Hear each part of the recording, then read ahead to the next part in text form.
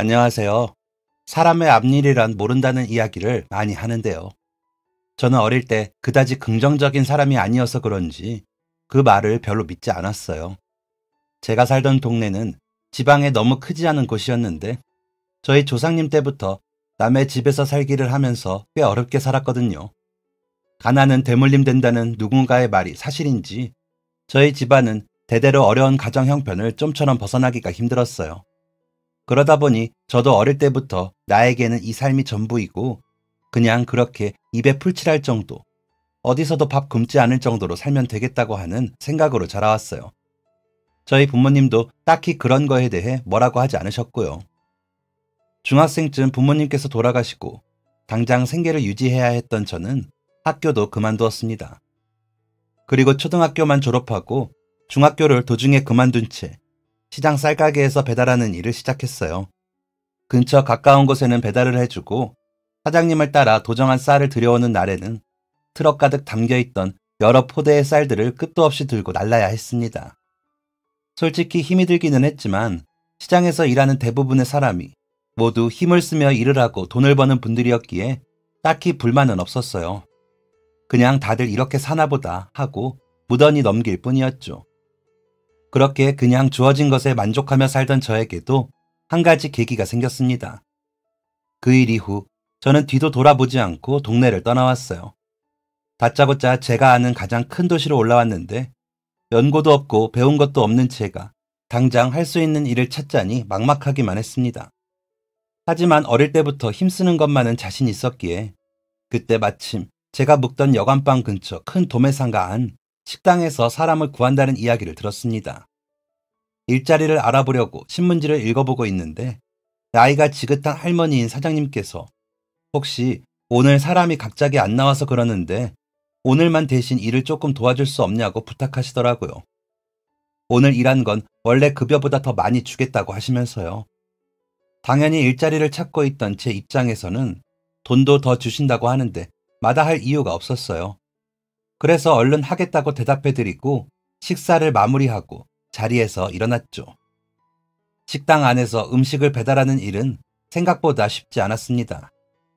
철가방 같은 것을 주셨는데 복잡하고 좁은 시장 안에서 따닥따닥 가게가 붙어있는 상점의 호수들을 알아보는 게 어렵더라고요. 몇 호에서 주문을 했는지 찾아가는 게 쉽지 않았지만 그래도 워낙 길눈이 밝은 덕인지 몇 번 다녀보니 금세 구조를 이해할 수 있었습니다. 워낙 큰 건물이다 보니 A동, B동, C동이 붙어 있는데 건물을 넘어가기 위해서는 또 어느 층의 복도를 통해야 했습니다. 특히나 물건이 들어오고 나가고 도매로 구입하기 위한 사람들이 몰려들 때는 그 틈을 비집고 배달하러 가는 게 정말 복잡하더라고요. 그때 처음 배달이라는 게 힘으로만 되는 일이 아니구나 라는 것을 느꼈습니다. 그날 하루 배달을 무사히 마무리하고 식당으로 돌아와 앉아있는데 사장님이 밥도 먹고 가라면서 식사를 차려주셨어요. 그리고 혹시 일할 곳을 찾고 있는 거라면 내일부터 가게에서 일해줄 수 없는지 물어보시더라고요. 저는 좋다고 대답하고 내일도 같은 시간에 나와 일하기로 했습니다. 사장님은 연세가 많으셔서 그런지 아니면 인상 때문인지 어릴 때 저를 키워주셨던 할머니를 생각나게 했어요. 사장님과 이야기를 나누고 차려주시는 밥을 먹으니 어릴 때 할머니와 함께했던 순간들이 떠오르고는 했습니다. 그날 이후 저는 거의 매일 식당에서 일을 했어요. 시장에 물건을 사러 오거나 놀러온 손님들 혹은 근처 사무실에서 일하는 분들은 식당의 테이블을 이용하기도 하고 저는 근처로 걸어서 배달하러 다녔습니다. 하루에 걷는 양이 얼마나 되는지 제대로 체크해보진 않았지만 몇 번이나 왔다 갔다 오르내리는 것을 생각해보면 최소 몇만 번은 되지 않을까 싶었죠. 초기에는 살이 쭉쭉 빠졌어요. 밥을 못 먹는 것도 아닌데 움직이는 양이 워낙 많아서 그런지 살이 계속 빠지더라고요. 그런데 거울을 보니 너무 마른 제 모습이 보기 좋지 않더라고요. 예전에는 그래도 근육도 좀 있고 해서 보기 좋았던 것 같은데 거울에는 삐쩍 마른 장작이 서 있는 듯 했습니다. 이대로는 안 되겠다 싶어서 운동할 때 먹는 쉐이크를 사 먹었어요. 의도치 않게 쉐이크를 먹으며 운동이 저절로 되어서 그런지 몸도 금세 좋아지기 시작했습니다. 그러다 보니 주변에서 그 식당 청년 참 잘생겼더라. 인물이 훤하더라. 하는 이야기들도 자주 들을 수 있었어요. 그런 이야기를 전해주며 사장님은 굉장히 뿌듯해 하시면서 내가 사람 하나 잘 봤지 하면서 웃으시고는 했어요. 지방에서 올라와 혼자 여관방에 지낸다는 이야기를 들으시더니 사장님께서는 그러니까 그렇게 살이 쭉쭉 빠진 거라면서 젊을 때는 젊음으로 버텨낸다고 해도 나이 들면 고생한 거 금방 티난다며 집을 옮기라고 하셨어요. 사장님께서는 근처에 빌라 하나를 가지고 계셨는데 마침 거기 원룸짜리가 곧 빈다며 조금 오래되기는 해도 관리를 잘해 깔끔하고 물도 잘 나오고 난방도 잘 된다며 앞으로 거기서 지내라고 하셨습니다. 월세를 내겠다고 했지만 자기 가게에서 일하는 직원한테 무슨 월세까지 받냐고 하시는데 겨우겨우 설득해서 원래 월세의 3분의 1만 내기로 하고 몇 주 뒤 원룸으로 이사를 했습니다. 짐이라고는 가방 하나를 싸서 올라왔던 게 전부다 보니까 이사할 때도 짐가방 하나만 덜렁 가지고 옮겼어요. 사장님이 보시더니 짐이 그게 전부냐면서 어떻게 이런 녀석이 다 있나 모르겠다고 어이가 없다는 듯 웃으셨어요. 한쪽에는 주방도 있고 중문을 열면 방이 나오는 분리형 원룸 구조였어요. 화장실도 내부에 있고 조금 연식이 있는 건물인 듯하였지만 도배도 장판도 전부 새 것이나 다름없이 엄청 깔끔했어요. 사장님 말씀대로 물도 잘 나오고 난방도 잘 되고 방에는 에어컨도 있었어요. 이 가격에 도시에서 이런 집을 살 수 있게 됐다니 사장님 덕분이었습니다. 다만 짐이라고는 없다 보니 전에 살던 사람이 두고 간 매트리스만 덩그러니 방에 놓여있고 한쪽에는 제 짐가방만 놓여 있었어요. 그랬더니 사장님께서 다음날 이불과 전자레인지를 선물로 주시더라고요. 다른 건 몰라도 전자레인지 하나는 있어야 나중에 음식이라도 데워 먹지 않겠냐면서 이사 선물이라고 하셨어요. 사장님은 늘 저를 발견하신 게 식당을 위해서 정말 복받은 일이라고 하셨지만 오히려 제가 사장님을 만나게 되어 사람답게 살 수 있게 되어 다행이었어요. 그 후로 사장님은 혼자 살려면 밥도 해먹을 줄 알아야 한다면서 요리를 알려주기 시작했어요. 이걸로 나중에 식당 차려도 대박 날 거라고 농담하시면서 배달이 없을 때마다 주방에서 음식 만드는 것을 알려주곤 하셨습니다. 처음에는 제대로 된 음식을 만들어 본 적이 없어서 손도 느리고 쉽지 않았지만 무엇이든 시키는 일은 빨리 배우는 성향이라 레시피도 금방 외우고 사장님 손을 따라갈 수 있었죠. 제법 손맛이 있구나. 제가 처음으로 혼자서 만든 제육볶음을 먹어보더니 사장님께서 빙그레 웃으시면서 이야기하셨어요. 그 후로 종종 가게가 끝날 때 저에게 이런저런 요리를 만들어 보라고 시키셔서 제육볶음, 오징어 볶음, 계란말이, 된장찌개, 김치찌개 등등 다양한 음식들을 만들어서 사장님과 함께 먹었어요. 가끔은 소주 한 병을 꺼내어 반주를 기울이며 저희는 사장님과 직원이 아닌 얼핏 보면 그냥 할머니와 손주 같았죠. 사장님은 농담처럼 내가 앞으로 살면 얼마나 살겠냐고 자식들도 줄줄이라 너머까지 물려줄 수 있는 건 별로 없겠다만 그래도 자기 머릿속에 들어있는 거라도 나눠주고 가야겠다고 말하곤 하셨어요. 그래서인지 요리하는 법, 식당 자리 찾는 법, 손님을 단골로 만드는 법, 나아가 세금 계산을 어떻게 하는지, 공과금은 대략 얼마 정도가 나오는지, 인건비는 매출에 얼마 정도를 써야 하는지 등등 가게를 운영하는 모든 것을 저에게 알려주셨어요. 덕분에 저는 남들은 줄 서서도 받기 힘들다는 경영 수업을 월급까지 받으면서 들을 수 있었습니다. 어느새 식당에서 일한 지도 몇 년이 되었고 모아둔 돈도 꽤 불어났습니다. 이제 식당 일도 눈 감고도 할 수 있을 정도로 익숙해졌죠. 그 사이 사장님은 앞으로 얼마나 살겠냐고 이야기하셨던 게 농담이 아니셨는지 점점 몸이 약해지기 시작했어요. 반나절을 무릎이 아파 제대로 움직이지 못하셔서 제가 주방과 홀, 배달을 뛰어다니기도 하고 건강이 좋지 않아 아예 하루 문을 열지 않은 적도 있었습니다. 이제 슬슬 이별의 순간이 다가오는 건가 하는 느낌이 어렴풋이 들기 시작했어요. 그리고 어느 날 사장님께서는 저를 불러 이제 슬슬 가게 운영을 정리해야 할 것 같다고 하셨어요. 몸이 좋지 않아져서 자기가 더 이상 운영을 할 수 없을 듯 하다며 마음 같아서는 저에게 다 물려주고 싶지만 자식들 성화에 가게를 팔아 돈을 나눠주기로 했기에 차마 저에게 그렇게 비싼 돈을 받고 팔 수는 없다고요. 대신 자기가 알려준 것들로 좋은 식당을 차리라는 이야기도 하셨어요.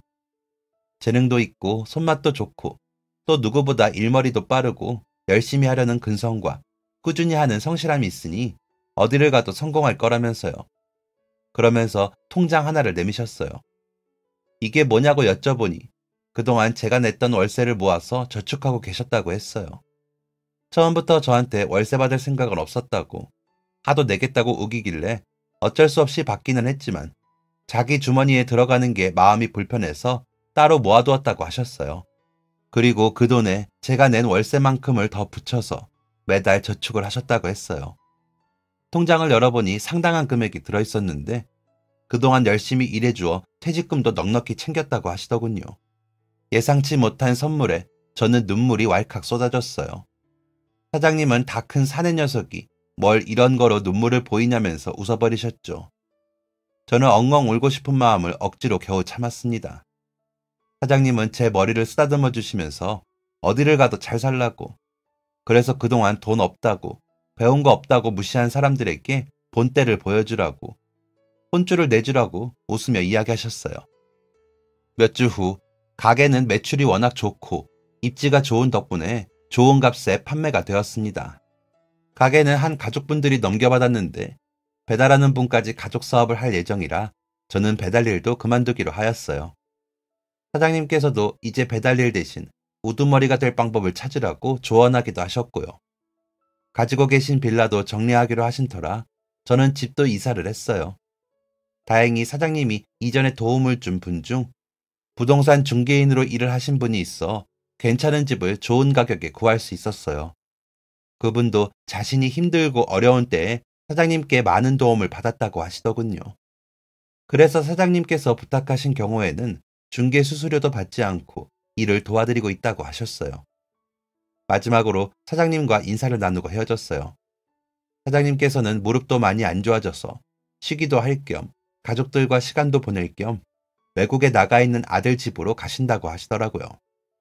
한동안 손주들도 봐주면서 거기서 지내실 거라고, 해외라고 해봤자 다 사람 사는 곳인데 금방 적응할 거라고, 놀러 오고 싶을 때 언제든 놀러 오라는 말씀도 덧붙이셨죠. 이사를 하고 나서 저는 근처에 학원을 알아봤어요. 사장님 말대로 우두머리가 될 준비를 하기 위해서였죠. 그렇게 처음 시작한 것은 한식 조리사 자격증 따기였어요. 도매 시장에서 배달할 때 알게 된 사장님 중 한 분이 도매 일을 도와줄 수 없냐고 하셔서 새벽에는 시장에서 일하고 집에 와서 빠르게 샤워만 하고 오전에는 자격증 공부를 했어요. 사장님이 알려주셨던 것들이 도움이 되기도 하고 사장님께 배우지 않은 부분들을 배우기도 했어요. 그렇게 학원에 다니며 시험 준비를 꾸준히 했고 다행히 그 해가 가기 전에 한식조리 자격증을 취득할 수 있었습니다. 그 후 학원에서 권하는 다른 자격증들도 취득하게 되었어요. 양식 자격증이랑 커피를 만드는 바리스타 자격증도 합격했죠. 그리고 그동안 모은 돈을 가지고 이전에 도움받았던 중개인분을 통해서 가게를 알아보기 시작했어요. 대학가 근처에 괜찮은 매물이 나왔다고 해서 둘러보니 제가 딱 원하던 크기랑 가격대더라고요. 얼른 가게를 매입했고 인테리어부터 메뉴 구성까지 전문가분들의 도움을 받아서 꼼꼼하게 준비했습니다. 사실 그동안 사장님에게 이런저런 것들을 배우면서 언젠가는 너도 네 가게를 차려야 할 날이 올 거라고 준비해두라고 하셨거든요. 그때 오랫동안 메뉴는 어떻게 할지, 자리는 어디가 좋을지를 생각해 두었기에 가게는 일사천리로 준비되었습니다. 가게가 제대로 운영이 될지 불안했던 저는 처음에는 점심 장사만 시작했어요. 그래서 새벽에는 도매 일을 하고 점심에는 가게 문을 열어서 학생들이 접근하기 수월한 한식을 팔았습니다. 내부 인테리어는 요즘 친구들이 좋아한다는 느낌으로 꾸며서 메뉴 자체는 백반집과 비슷하지만 가게는 카페 같은 예쁘고 깔끔한 느낌이 나는 곳으로 꾸몄어요. 테이블이나 접시도 신경 썼어요. 그래서 메뉴 자체는 볶음과 찌개를 파는 한식집이지만 분위기는 파스타집에 데이트하는 분위기를 연상시켰죠. 그랬더니 점심시간이지만 손님이 바글바글했어요. 특히 근처에 여대생들이 많이 방문했고 데이트하러 온 듯한 젊은 남녀분들도 꽤 많이 보였습니다. 밖에 테이블이 보이는 긴 형태의 주방을 만들어서 안에서 음식 만들고 밖으로 나와 마지막으로 파나 잘라둔 청양고추, 깨, 김가루 등등을 뿌려서 자리로 가져다 주었습니다. 마무리 장식을 올리는 공간의 한쪽에는 커피 기계를 가져다 두었는데요. 메뉴판에는 제가 만들 줄 아는 커피 종류도 적어두었어요. 그랬더니 식사를 마치고 커피를 자리에서 마시거나 혹은 가져가기 위해서 주문하는 친구들도 있더라고요. 어느새 점심시간에는 자리가 꽉 차서 밖으로 대기하는 사람들이 생길 만큼 장사가 잘 되기 시작했어요. 더 이상 저 혼자 운영하기에는 무리가 있다 싶어서 앞쪽에서 홀을 담당해줄 직원을 구하게 되었죠. 점심시간에 점점 더 사람이 많아지기 시작하면서 다들 왜 점심에만 장사하는지, 저녁에는 왜 안 하시는지 아쉬워하시더라고요. 그래서 도매일을 쉬는 날에는 저녁 장사를 시작하기로 했습니다. 오픈한 지 석 달이 지나자 가게 매출은 제가 생각한 수입보다 훨씬 많아졌어요. 물론 제가 처음에는 점심에만 장사를 시작했기에 예상 매출을 적게 잡은 것도 있었지만요. 장사는 날이 갈수록 잘 되었어요.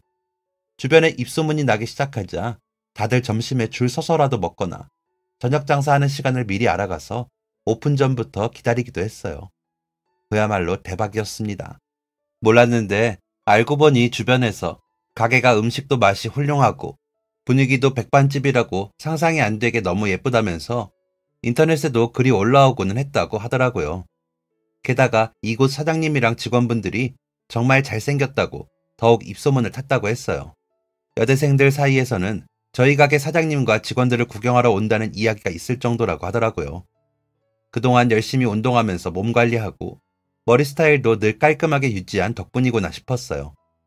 일하는 친구들도 제가 도매일하면서 알게 된 쇼핑몰 관계자나 모델 쪽 일을 꿈꾸던 친구들이다 보니 그 효과를 톡톡히 보는 듯 했죠.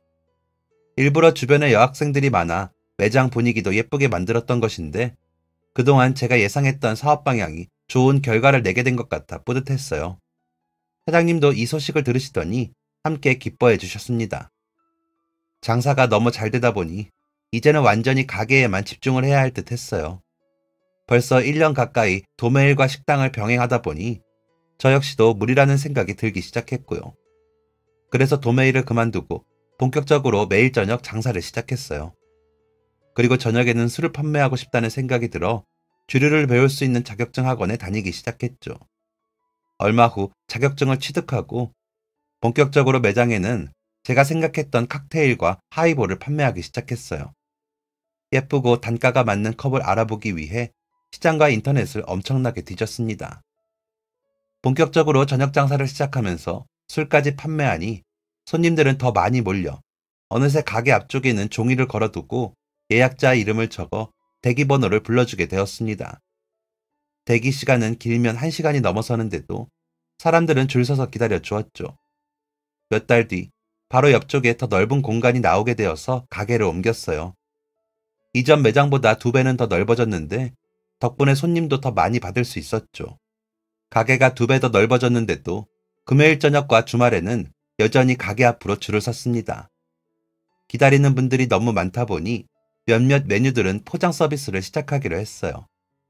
술도 포장으로 구입할 수 있도록 했고 칵테일 같은 종류는 색상이 너무 예쁘다 보니 포장으로 사가는 분들도 만족해 하시더라고요. 그리고 3년 차에 들어서자 저는 어느새 웬만한 대기업 직장인 연봉을 2배는 뛰어넘는 사람이 되었어요. 가게는 다른 동네에 2호점과 3호점을 차렸고 새로운 지점을 열 때마다 동네에서 대박을 터뜨렸습니다. 어느새 저는 수입이 짱짱한 가게를 3개나 운영하는 사장님이 되었어요. 돈을 벌었지만 쓸 줄은 모르는 사람인데다가 일하느라 돈 쓸 틈도 별로 없다 보니 집도 여전히 그냥 원룸에 살고 있고 차도 가게에 필요한 물품을 사기 위한 작은 다마스를 타고 다녔어요. 제 또래의 다른 친구들에 비해 몇 배나 많은 수입을 벌게 되었지만 행복한지는 확실하지 않았어요. 그러던 어느 날 저에게 좋은 매물을 소개해주던 부동산 중개인 친구가 아이를 낳게 되어 선물을 사주기 위해 근처의 장난감 가게로 향했어요. 다른 상점들도 있는 복합 쇼핑몰이라서 오랜만에 이런저런 구경을 하다가 장난감 가게 안으로 들어갔죠. 한참 구경하고 있는데 갑자기 옆 코너에서 아이 우는 소리가 들렸어요. 아이들이 장난감 가게에 오면 구경하다가 사달라고 조르느라 우는 일이 많다고는 들었는데 그런 건가 보다 하고 제가 살 물건들을 보고 있었죠. 장난감 사준다고 했잖아. 엄마가 약속했잖아. 나 1등 하면 사주기로 했잖아. 엄마는 맨날 나한테 약속 안 지키면 나쁜 어린이라고 하면서 왜 엄마는 약속 안 지켜? 약속 안 지키면 나쁜 사람이라며. 엄마가 약속했으면서 왜 안 지켜 왜? 나 1등 했는데 장난감 가지고 싶어서 1등 한 건데. 아이는 매우 서럽고 억울한 듯이 울부짖듯이 소리치고 있었어요. 장난감을 가지고 싶어서 1등까지 했다는데 저 엄마는 왜 아이한테 약속까지 해주고는 사주지 않을까 궁금증이 생기기 시작했죠. 공부든 뭐든 시키려고 아이에게 약속을 걸었던 건데 진짜 1등을 할 줄 몰라서 막상 사주려고 하니 장난감은 공부에 방해가 되니 안 된다고 생각한 걸까. 이런저런 호기심들이 생겨 어떤 상황인지 더 듣고 싶어 그 자리에 서서 귀를 쫑긋 기울였어요. 미안해. 엄마가 미안해. 그런데 이건 2만 원이나 하잖아. 엄마가 지금은 돈이 없어. 그래서 그래. 대신 앞쪽에 5천 원짜리 장난감들이랑 인형 있던데 그건 사줄 수 있어. 이건 엄마가 나중에 돈 벌고 나면 그때 사줄게. 응? 보니까 막 불 나오는 부채도 있던데 우리 그거 보러 갈까? 싫어, 싫어. 난 이거 가지고 싶다고. 아, 돈이 없어서였구나. 저는 그제야 아이가 1등까지 했는데 장난감 가게까지 온 엄마가 왜 아이에게 장난감을 사주지 못한다고 했는지 알게 되었어요. 2만 원. 누군가에게는 치킨과 맥주 한 번 사 먹을 수 있는 돈인데 저희 가게 메뉴도 하나에 2만 원이 넘는 것들도 있는데 누군가에게는 한 끼 식사로 쓸 수 있는 그 돈이 없어서 아이가 1등을 했는데도 장난감도 사주지 못하다니. 갑자기 예전 돈이 없어 힘들었던 제 모습들이 떠오르면서 가슴이 찌릿해졌어요. 저는 친구가 아이를 낳았다고 선물로 7만 원짜리 부드러운 인형을 손에 들고 있는데 저 아이는 자신이 노력하고 성공했는데 2만 원의 보상도 받지 못하는구나. 마음이 아프더라고요. 오지랖일 수도 있지만 나라도 사주면 어떨까 싶어서 저는 이야기들을 듣기만 하다가 용기를 내어 옆 칸으로 성큼 발걸음을 옮겼어요. 그러자 인기척 때문인지 고개를 들어 아이 어머니가 저를 쳐다보는데 세상에, 세상에 그 사람이었습니다. 너무나 제가 잘 아는 그 얼굴이었어요. 그때보다 훨씬 수척하고 지친 표정에 머리도 옷차림도 엉망이긴 했지만 그 사람이었어요. 그 사람 역시 저를 보더니 제가 기억이 났는지 다급하게 앞이 다 낡은 신발을 쳐다보면서 보풀이 잔뜩 일어나고 얼룩이 묻은 옷을 자꾸만 매만지더라고요. 아무렇게나 질끈 묶은 머리를 애써 손으로 빗어 넘기면서 어쩔 줄 몰라 했어요. 반갑다기보다 이런 자기 모습이 부끄러운 듯 했죠. 눈가에 고인 눈물도 그런 의미인 듯 했어요. 부모님이 돌아가신 후 쌀가게에서 일을 시작하면서 근처로 배달하러 다녔을 때 배달하는 곳 중 우리 동네에서는 꽤 잘 사는 한 집이 있었어요. 이전에는 조상님이 무슨 관직에도 계셨었다고 하는데 한번 집안이 기울기는 했지만 양반집이라면서 꽤 콧대가 높은 분들이었죠.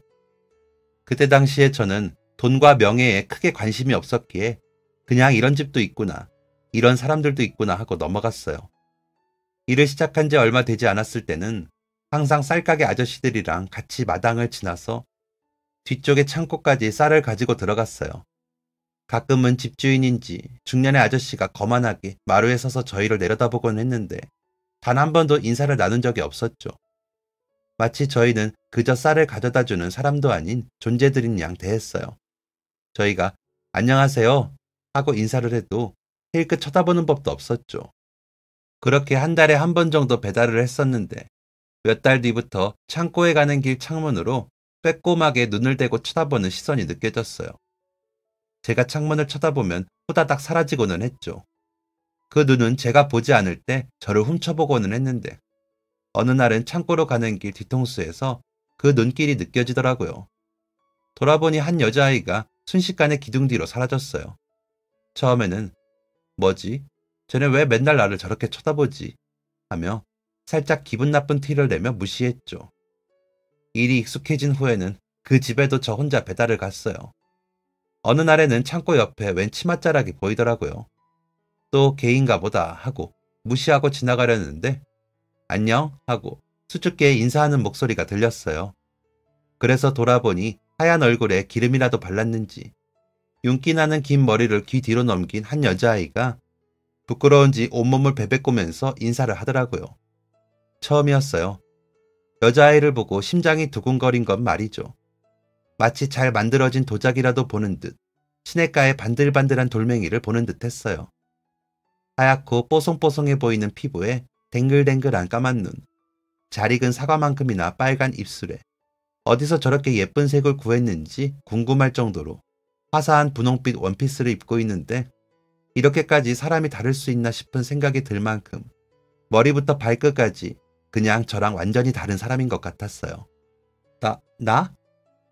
저는 그에 비해 허름한 옷에 일하느라 땀을 줄줄 흘리고 아무렇게나 빡빡 깎은 잔디 같은 머리를 하고는 대답도 굉장히 멍청해 보이는 말투로 했어요.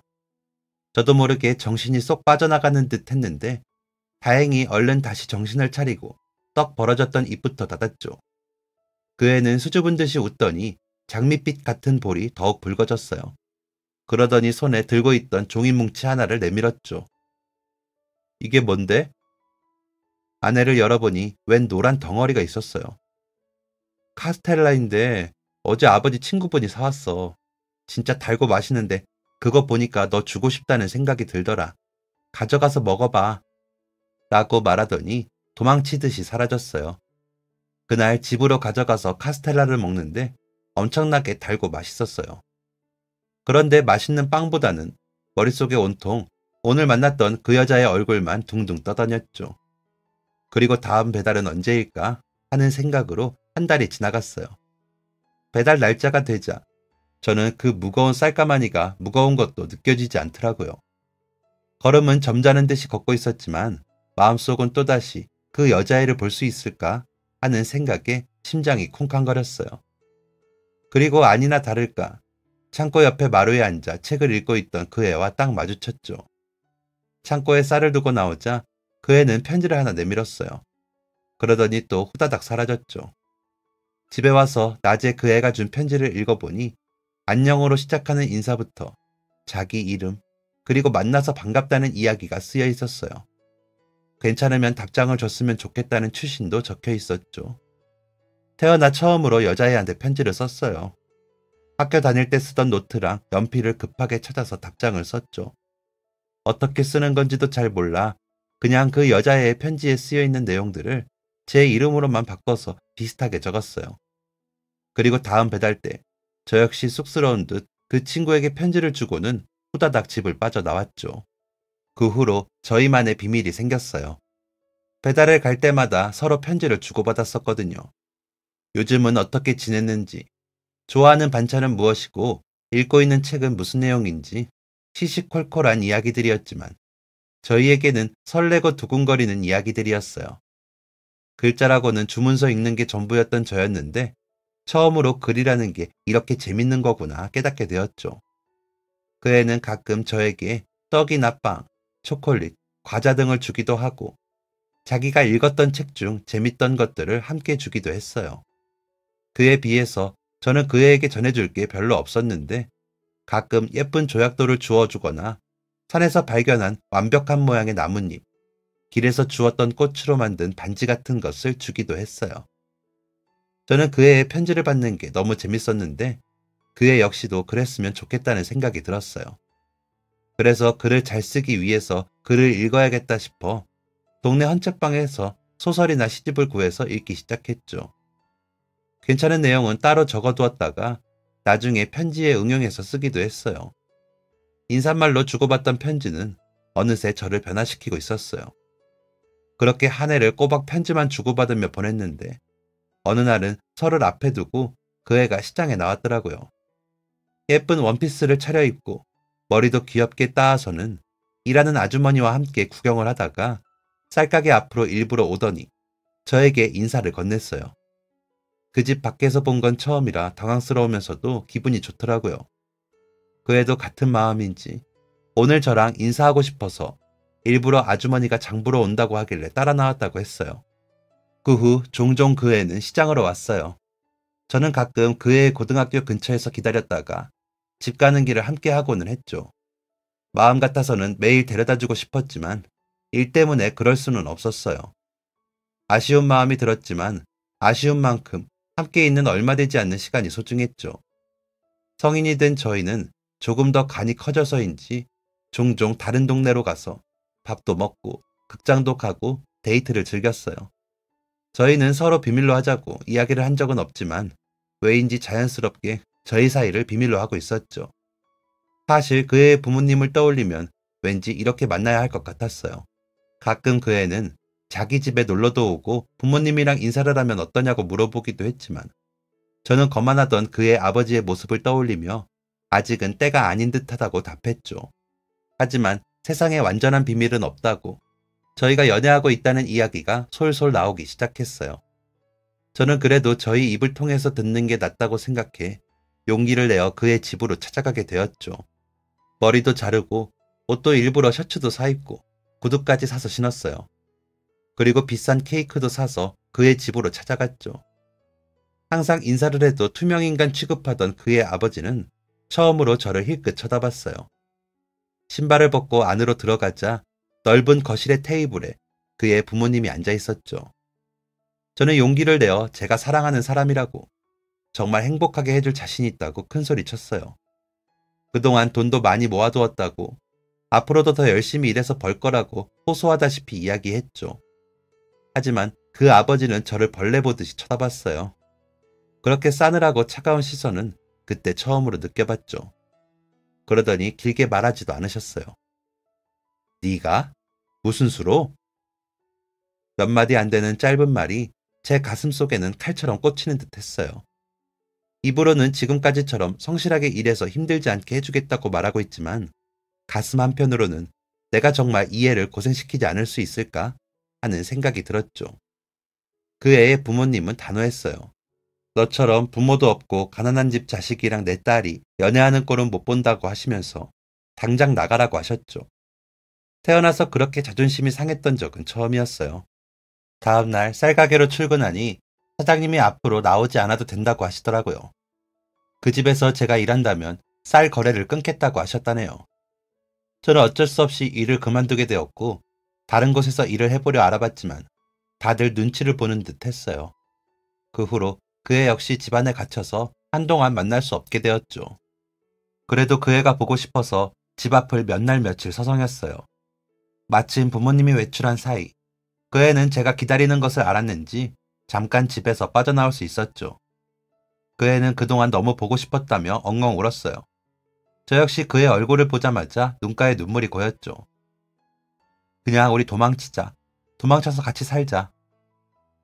그 아이는 자기는 좋은 집도 다 필요 없다고 저만 있으면 된다면서 이야기하더라고요. 저도 같은 마음이기는 했지만 이건 아니라는 생각이 들었어요. 그 애를 위해서도 고생길이 훤한 길로 데려가서는 안 된다고. 저는 어떻게든 방법을 찾아볼 테니 기다려달라고 했어요.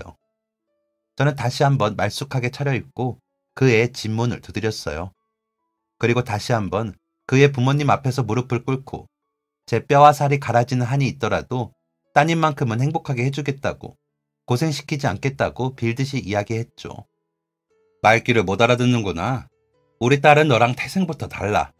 너도 너희 부모님도 너희 부모님의 부모님도 한 번도 그 거지꼴을 면하지 못했는데 네가 대체 무슨 수로 내 딸을 고생시키지 않고 행복하게 해주겠다는 거냐? 우리 딸은 너같이 돈도 없고 부모도 없는 애한테 못 보낸다. 저는 쫓겨나듯이 그 집에서 나왔어요. 그리고 제가 들었던 말을 다시 곱씹으면서 처음으로 주먹을 불끈 쥐고 그래, 돈이 문제라면 그 돈 내가 벌어서 보여주겠다 라고 다짐했습니다. 그리고 도시에 가서 성공하겠다고 돈 많이 벌어서 너한테 청혼하러 오겠다고 편지를 남기고 저는 동네를 떠났어요. 제 마음부터 다잡기 위해서 자진해서 군입대했고 복무하는 동안 어떻게든 성공해서 결혼하겠다는 제 마음을 다시 다잡고 또 다잡았어요. 내가 이렇게 힘든 훈련도 했는데 어디를 가서 무엇이든 못하겠냐는 생각이 들었고 저녁 후 그 식당에서 일하게 되었죠. 하루빨리 자리 잡아 청혼하고 싶다는 생각으로만 달려왔는데 제 식당을 차리기 전 그 애가 결혼했다는 소식을 들었죠. 다른 지역에서 공장을 크게 운영하는 집안이라는데 그의 부모님이 거래하는 곳이 있다고 하더라고요. 아마도 그의 부모님은 예전부터 그 집과 결혼시키려고 마음을 먹고 있었던 것 같아요. 그 후 마침내 제 식당을 열어서 보기 좋게 성공했지만 제가 성공하기 위해 목표했던 그 애는 이제 다른 사람의 아내가 되어 있었죠. 그래서 사실 그동안 매출이 아무리 잘 나와도 정말 행복하지는 않았어요. 제 사업이 성공했다는 점이 기분이 좋기는 했지만 제 사업을 성공시키고 싶었던 목표가 사라졌었거든요.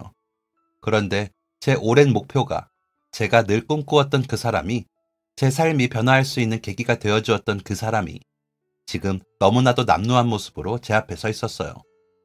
저도 모르게 달려가서 저는 그 애의 손부터 부여잡았어요. 그 애는 자기 손을 빼면서 미안, 나 엉망이야 라고 하더라고요. 그제야 저는 그 애 옆에 있는 아이가 눈에 들어오며 내가 다른 사람과 결혼한 여자한테 무슨 짓을 한 거지 하고 정신이 차려지더라고요. 그래도 이렇게 만났는데 커피 한 잔이라도 하고 헤어지자고 설득해서 겨우 아이와 함께 근처 카페에 들어왔어요. 초콜릿 음료와 케이크를 사주자 아이는 너무 기뻐하면서 조금 전 장난감 때문에 울던 것은 잠시 잊었더라고요. 잘 지냈어? 한눈에 봐도 잘 지내지 못한 듯 했지만 물어보았어요. 그 애는 커피잔만 보면서 멋쩍은 미소를 짓더니 대답을 망설였죠. 결혼했다는 이야기 들었어. 아직 고향에 사는 줄 알았는데 이사 온 거야? 남편은? 남편 이야기에 다시 고개를 떨구더니 말을 아끼더라고요. 그러자 옆에서 딸아이가 아빠는 집 나갔어요. 저도 엄마도 싫다고. 다른 여자랑 같이 집 나갔는데 다시는 안 온다고 했어요. 라고 말하더라고요. 저는 깜짝 놀라 그 애를 쳐다봤죠. 그 애는 곤란한 듯이 웃더니 자기 이야기를 시작했어요. 제가 고향을 떠나고 나서 저를 따라오려고 했는데 군에 입대했다는 소식을 들었다고 해요. 그럼 자기도 그동안 집에서 독립할 준비를 해야겠다 싶어서 다른 동네 빵집에서 일하면서 돈을 모으고 있었다고 하더라고요. 그러다가 몰래 일하던 게 걸려서 집에 끌려오고 아버지는 더 이상 두면 안 되겠다고 생각했는지 어릴 때부터 결혼 이야기가 오가던 공장 사장님의 아들과 본격적으로 결혼 준비를 시작했다고 했어요. 사실 그 집 아들이 어릴 때부터 오랫동안 자기를 좋아한다고 쫓아다녔었는데 성격도 취향도 모두 자신과 맞지 않아 싫다고 몇 번이나 거절했었다고 하더라고요. 그런데 어른들이 나서서 준비하니 자기 의견 같은 것은 더 이상 중요하지 않았죠. 어떻게든 결혼은 피해야겠다 싶어서 집도 나가려고 했는데 어머니가 간곡히 부탁을 하셨다고 해요. 사실 운영하던 사업이 어려워서 그 집에서 도와주지 않으면 당장 파산할 위기라고. 그래서 어쩔 수 없이 결혼을 서두르게 된 것도 있다고. 제발 네가 한 번만 우리 집안을 위해서 도와달라고 하셨다네요. 결국 그렇게 은행에서 담보를 맡기고 대출을 받는 듯 그 집으로 시집을 가면서 집안은 파산을 면했어요. 하지만 얼마 가지 않아 집안은 쫄딱 망해버렸고 그 이후 시댁과의 갈등은 더욱 깊어졌죠. 시어머니는 대놓고 돈 주고 사온 며느리라면서 너희 집에 그렇게 큰 돈을 줬는데 웬만한 가정부보다 일을 낮게 해야 하지 않겠냐고 닥달을 하셨다고 해요. 집안에서 제대로 숨조차 쉴 수 없이 온갖 갑질과 모진 시집살이를 견디며 하루하루 제 생각 하나만으로 버텼다고 하더라고요. 저한테 못되게 굴어서 더 용기 있게 나서지 못해서 자신이 받는 벌이라고 생각하고 견디고 또 견뎠다고 해요. 그나마 시댁에서 받는 용돈이라도 있어야 부모님에게 전해줄 수 있어서 참기도 했고요. 아이를 낳으라는 시어머니의 성화에 결국 임신하게 되었는데 그래도 임신을 한 동안에는 시어머니가 무척 잘해주셨다고 했어요. 하지만 막상 딸이라는 사실을 알게 되자 시어머니는 다시 이전보다 더 모질게 구박하기 시작했죠. 그렇게 기다리던 손주를 딸아이라는 이유로 한 번도 안아주지도 눈도 마주치지도 않았다고 하더라고요. 모진 시집살이를 그래도 아이는 예뻐서 애써 참고 있었는데 남편은 들었던 것과 달리 술과 유흥을 좋아하는 사람이었어요. 결혼하고 얼마 동안은 참 성실해 보였는데 아이가 생겼을 때쯤부터 밖으로 돌기 시작하더니 출산 후에는 집에 들어오지 않는 날도 많았다고 하더군요. 그렇게 술과 유흥에만 빠져있던 탓인지 공장 운영도 제대로 하지 못해 얼마 안가 공장도 문을 닫게 되었어요. 그 후에도 여전히 정신을 못 차리고 아이의 아버지가 되어서는 생계를 유지할 생각도 없이 밖으로 나돌았다고 하더라고요. 그러면 그럴수록 집안도 망하고 아들도 저렇게 된 건 다 집에 사람이 잘못 들어온 탓이라면서 시어머니는 아이가 보는 앞에서 자기에게 소리를 지르고 욕을 하기도 하고 등짝을 때리기도 하고 차려놓은 밥상을 집어던지기도 했다고 해요. 그리고 손녀에게도 네가 아들이기만 했어도 네 아빠가 저래는 안 됐을 텐데 이라며 폭언을 일삼았다고 하네요. 이야기를 듣는데 너무 화가 나서 손발이 부들부들 떨렸어요. 제가 가장 사랑하던 사람이, 잘 빚은 도자기처럼 예쁘고 곱기만 하던 사람이 그런 취급을 받아왔다니. 저는 너무나 소중해서 함부로 다가가지도 못했던 사람인데 이 사람을 지켜주고 싶어서 제 몸 하나 부서지는 것도 두렵지 않았는데 너무 가슴이 아팠어요. 그리고 그 옆에서 그런데 저는 괜찮았어요, 할머니가. 그래도 엄마는 저를 사랑하니까요. 라며 무표정한 얼굴로 답하는 아이의 얼굴을 보니 그동안 두 사람이 얼마나 고생했는지 느껴지더라고요. 결국 남편은 주점에서 일하던 여자와 집안의 귀금속까지 다 털어서 도망쳤고 시어머니는 그 역시 두 사람의 탓이라며 비난했다고 하더라고요. 네가 잘했으면 이런 일도 없었다고. 이래서 집안에 사람이 잘 들어와야 한다고. 그래도 나이 든 시어머니를 혼자 두기 뭐해. 남편이 집을 나간 후에도 계속해서 그 집에 살며 어머니를 모셨는데 어느 날 아이가 엄마, 내가 태어나서 미안해 라고 이야기하는 것을 듣고는 더 이상 그 집에 있으면 안 되겠다 결심이 들었다고 해요. 그래서 그날로 바로 집을 나왔고 대도시에 가야 일자리도 있겠지 싶어 무작정 상경을 했다고 하더라고요. 금세 마트에서 일을 구할 수 있었지만 도시에서 사는 것은 생각보다 쉽지 않았고 어떻게든 아이 밥은 굶기기 싫어서 악착같이 버텼다고 하네요. 딸아이가 똘똘해서 어릴 때부터 글자도 빨리 떼고 말도 빨랐는데 이번에 학교에서 열린 경시대회에서 1등을 했다고 하더라고요. 1등하면 장난감 하나를 사주겠다고 약속했는데 얼마 전 부모님이 집안에 돈 좀 보내달라고 연락해 보내드리는 바람에 약속했던 장난감을 사줄 돈이 부족했던 거고요. 왜 그 애가 이혼했다는 이야기에 다행이라는 생각이 들었는지 모르겠어요. 그 애가 불행하게 지내온 소식이 너무나도 가슴이 아팠지만 그렇게 힘들었던 순간이 지나고 우리가 다시 만나게 된 것은 결국 그 애와 제가 함께해야 해피엔딩이라는 운명이 아닐까 싶은 생각이 들더라고요. 저는 커피랑 케이크를 다 먹고 아이에게 장난감을 제가 대신 사주겠다고 했어요. 그 애는 됐다고 거절했지만 열심히 해서 1등까지 했는데 어떻게 그 노력을 보상해주지 않을 수 있냐고 당연히 받아야 한다고 말했죠. 정 미안하면 나중에 밥이라도 한 끼 사라고 일부러 무심한 듯 말했어요. 아이는 원하던 장난감을 받고는 뛸 듯이 기뻐하면서 몇 번이나 저에게 고개 숙여 감사하다고 인사하더라고요. 저희는 연락처를 교환하고 나중에 한번 보자는 이야기를 하고는 헤어졌어요. 그날 저녁부터 다음 날이 될 때까지 마치 처음에 그 애를 만났을 때처럼 그의 얼굴이 동동 종일 제 머릿속을 떠다녔어요. 첫사랑이라는 게 이런 거구나 싶더라고요. 다시 만나기만 해도 설레고 그 애랑 또 볼 수 있을까 하는 생각뿐이었어요. 그래서 결국 제가 먼저 용기를 내어 식당에 밥 한 번 먹으러 오라고 연락했습니다.